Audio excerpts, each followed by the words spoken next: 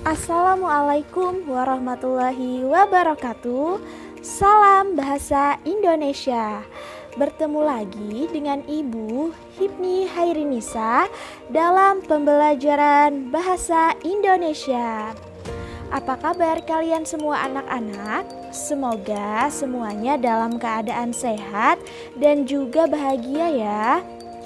Nah, meskipun kita tidak dapat bertatap muka secara langsung, Ibu selalu berharap kalian tetap semangat dalam mengikuti pembelajaran kita pada hari ini. Nah, anak-anak Ibu sekalian, hari ini kita akan belajar mengenai materi unsur-unsur pembangun puisi. Nah, seperti biasa, sebelum memasuki materi pokok pada hari ini, Ibu akan menyampaikan tujuan pembelajaran terlebih dahulu. Berikut tujuan pembelajarannya. Tujuan pembelajaran yang ingin dicapai pada materi kali ini ialah peserta didik diharapkan mampu untuk menelaah unsur-unsur pembangun puisi. Lalu, mengapa kita harus mempelajari materi mengenai unsur-unsur pembangun puisi? Jawabannya, karena dengan mempelajari materi unsur-unsur pembangun puisi, kalian semua dapat dengan mudah memahami maksud dan juga makna yang tertera dalam sebuah puisi. Namun, apabila kalian tidak memahami dengan betul unsur-unsur pembangun puisi, maka kalian akan kesulitan dalam memahami maksud dan juga makna yang tertuang dalam sebuah puisi. Oleh karena itu, anak-anak, belajar mengenai unsur-unsur pembangun puisi ini sangatlah penting bagi kita semua. Baik anak-anak Ibu sekalian, berhubung tujuan pembelajaran serta manfaat mempelajari materi pada hari ini telah Ibu sampaikan, maka kita langsung saja memasuki pada materi pokok hari ini, yaitu unsur-unsur pembangun puisi. Untuk penjelasannya, simak terus videonya berikut ini. Nah, anak-anak Ibu sekalian, minggu lalu kita telah belajar mengenai materi menyimpulkan isi puisi. Nah, untuk hari ini anak-anak, kita akan belajar mengenai poin ketiga dari bab puisi, yaitu memilih unsur-unsur pembangun puisi. Loh Bu, bukannya kita sudah belajar mengenai unsur-unsur pembangun puisi pada pertemuan pertama pada bab puisi? Jawabannya adalah tepat. Tetapi anak-anak, perlu kalian ketahui kembali, ternyata secara umum unsur-unsur pembangun puisi ini terbagi menjadi dua bagian. Yang pertama ada unsur fisik puisi dan yang kedua ada unsur batin puisi. Nah, apa itu unsur fisik puisi dan apa itu unsur batin puisi? Penasaran? Jawabannya akan kalian temukan jika kalian menyimak video ini sampai selesai. Makanya simak terus penjelasannya anak-anak. Pengertian unsur fisik puisi dan unsur batin puisi. Yang pertama, kita akan menyampaikan mengenai unsur fisik puisi terlebih dahulu. Apa itu pengertian unsur fisik puisi? Unsur fisik puisi adalah unsur pembangun puisi yang bersifat fisik atau tampak dalam bentuk susunan kata-katanya. Sedangkan pengertian dari unsur batin puisi adalah unsur pembangun puisi yang tidak tampak secara langsung dalam penulisan kata-katanya. Nah, anak-anak Ibu sekalian, Untuk unsur fisik puisi itu meliputi 4 bagian. Yang pertama ada majas dan irama, yang kedua ada kata konotasi, yang ketiga ada kata berlambang, dan yang keempat ada imaji. Nah, untuk keempat unsur pembangun puisi tersebut telah kita bahas pada pertemuan sebelumnya. Kemudian anak-anak ibu sekalian, ternyata selain unsur fisik puisi, di dalam sebuah puisi juga terdapat yang namanya unsur batin puisi. Nah, unsur batin puisi ini itu tersembunyi di balik unsur fisik puisi. Nah, untuk menemukan yang namanya unsur batin puisi, kalian harus memahami puisi dengan baik. Dengan demikian akan tersingkap unsur batin puisi tersebut. Nah, untuk unsur batin puisi ini anak-anak juga meliputi 4 bagian. Yang pertama ada tema, yang kedua ada amanat, yang ketiga ada perasaan penyair, dan yang keempat ada nada atau sikap penyair.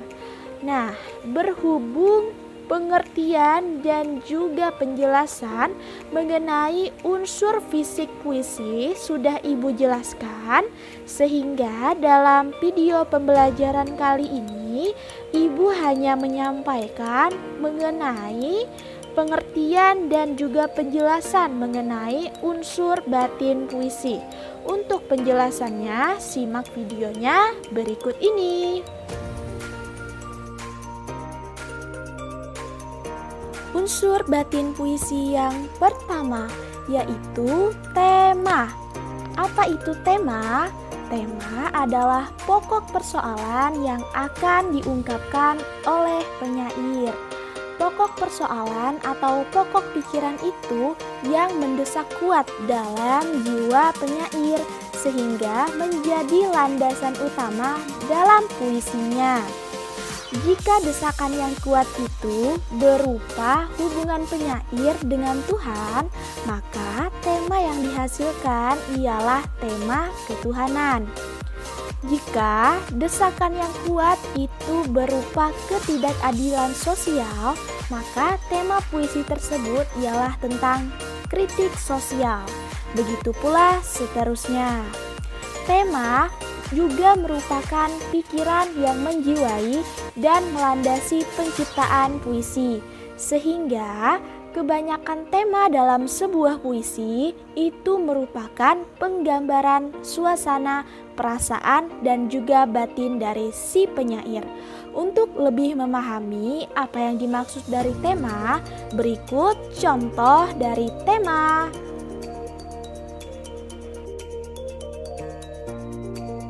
Baik anak-anak ibu sekalian, berikut contoh tema yang terdapat dalam puisi doa karya Chairil Anwar dan juga tema yang terdapat dalam puisi Sapardi Djoko Damono yang berjudul Hujan Bulan Juni.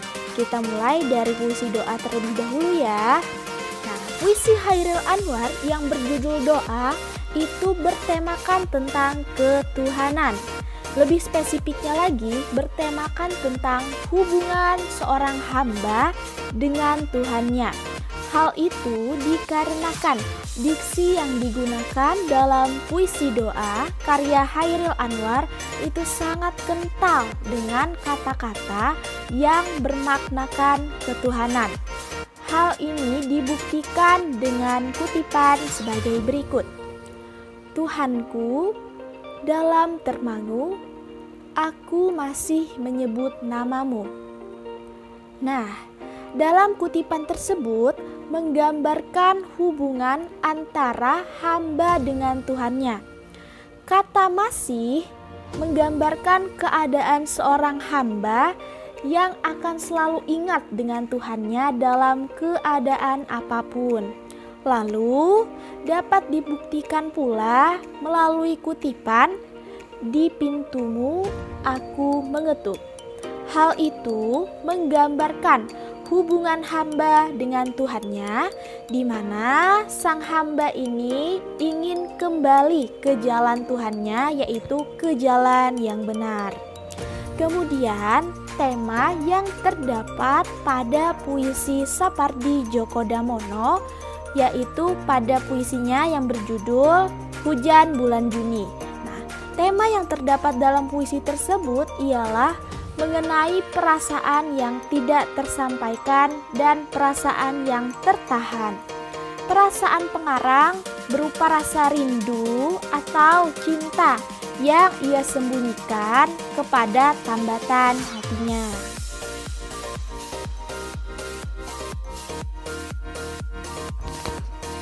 Unsur batin puisi yang kedua yaitu amanat.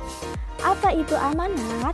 Amanat adalah gagasan yang mendasari karya sastra berupa pesan yang ingin disampaikan pengarang kepada pembaca atau pendengar. Nah, biasanya amanat ini berisikan tentang pesan moral ataupun pesan yang ingin disampaikan kepada pembaca atau pendengar puisi. Nah, berikut contoh dari amanat dari puisi doa dan juga puisi Hujan Bulan Juni. Berikut contohnya.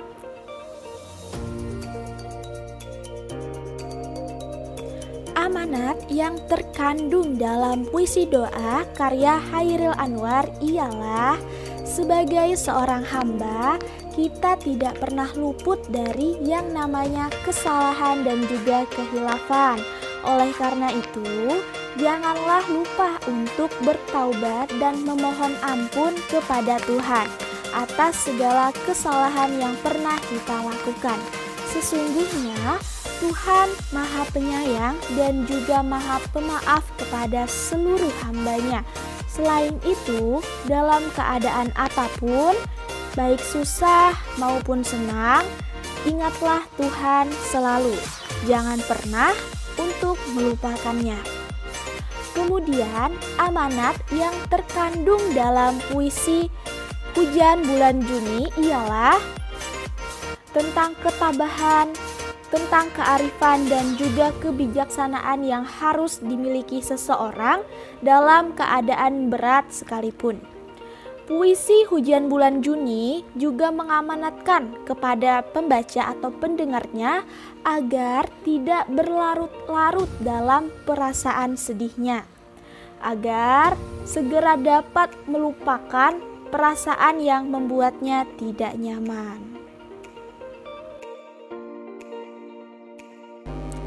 Unsur batin puisi yang ketiga yaitu perasaan penyair. Apa itu perasaan penyair? Perasaan penyair adalah sikap penyair terhadap inti masalah dalam sebuah puisi. Perasaan penyair dalam sebuah puisi dapat kita ketahui melalui gambaran ungkapan yang digunakan dalam setiap unsur fisik yang dikandung dalam sebuah puisi guna menyampaikan suasana hati penyair yang harus dipahami. Untuk lebih memahami mengenai perasaan penyair, mari kita simak contohnya berikut ini.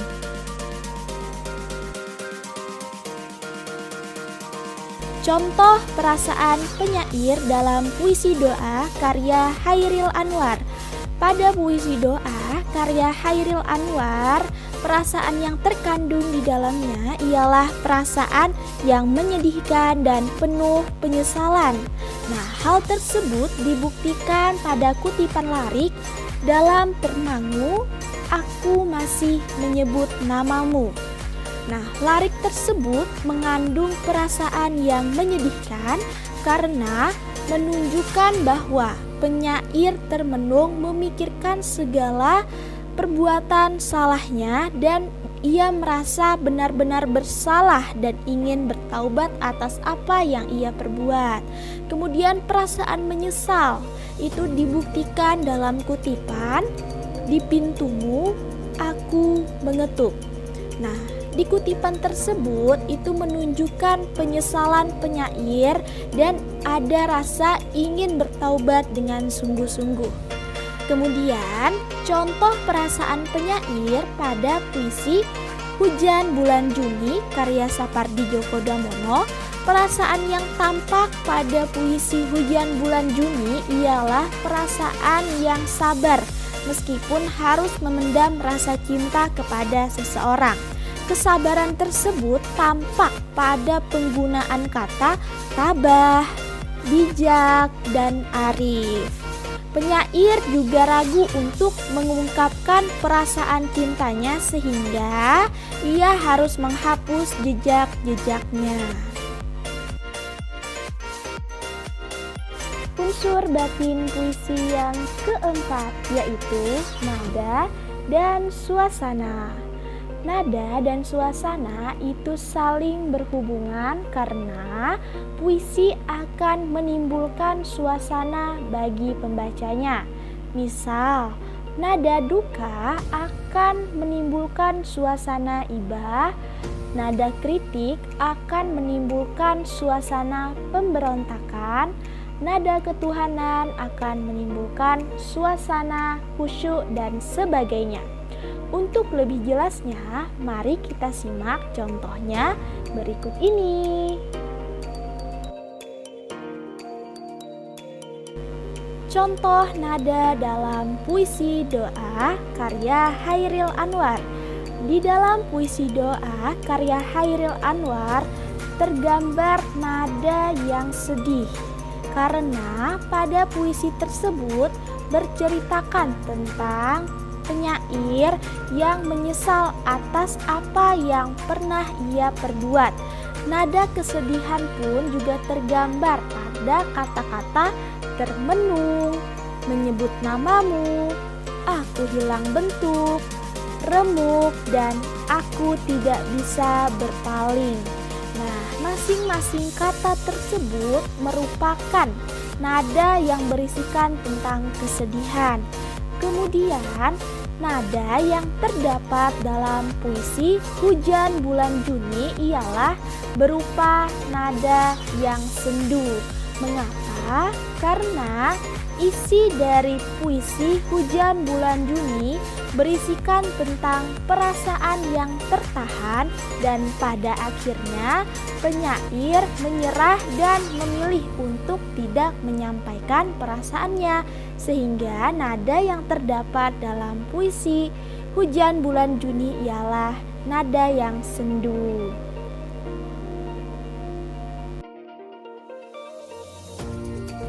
Nah, anak-anak ibu sekalian, itu tadi penyampaian mengenai materi unsur-unsur pembangun puisi. Semoga dapat kalian pahami untuk materi unsur-unsur pembangun puisi ya. Nah, selanjutnya ibu akan memberikan materi tambahan mengenai makna konotasi dan makna denotasi. Berikut penjelasannya.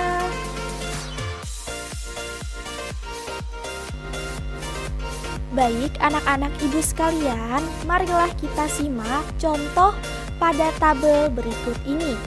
Nah, pada tabel berikut ini ada dua jenis makna. Yang pertama ada makna denotasi dan yang kedua ada makna konotasi. Akan kita jelaskan jenis makna denotasi terlebih dahulu. Nah, jenis makna denotasi ada contoh katanya. Yang pertama ada ibu guru dan yang kedua ada ibu amir. Ibu guru adalah perempuan yang berprofesi sebagai seorang pengajar. Kemudian ibu amir maknanya ialah perempuan yang melahirkan amir.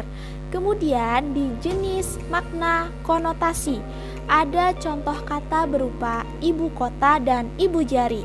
Ibu kota adalah pusat pemerintahan, sedangkan ibu jari adalah jari yang paling besar atau jempol.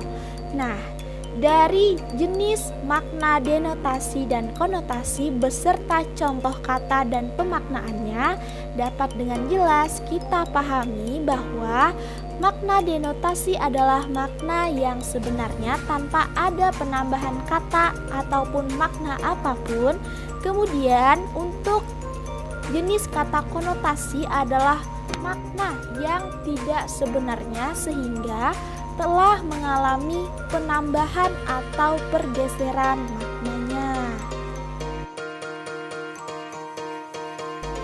Nah, anak-anak ibu sekalian, kiranya itu saja yang dapat ibu sampaikan pada video pembelajaran kali ini. Semoga apa yang ibu sampaikan dapat kalian pahami dengan baik dan juga tentunya dapat bermanfaat bagi kalian yang tengah belajar dari rumah. Tetap semangat dan jangan lupa untuk selalu menjaga kesehatan. Ibu mohon undur diri, mohon maaf atas segala kekurangan dan juga kesalahan. Terima kasih. Wassalamualaikum warahmatullahi wabarakatuh. Salam bahasa Indonesia. Sampai jumpa di lain waktu.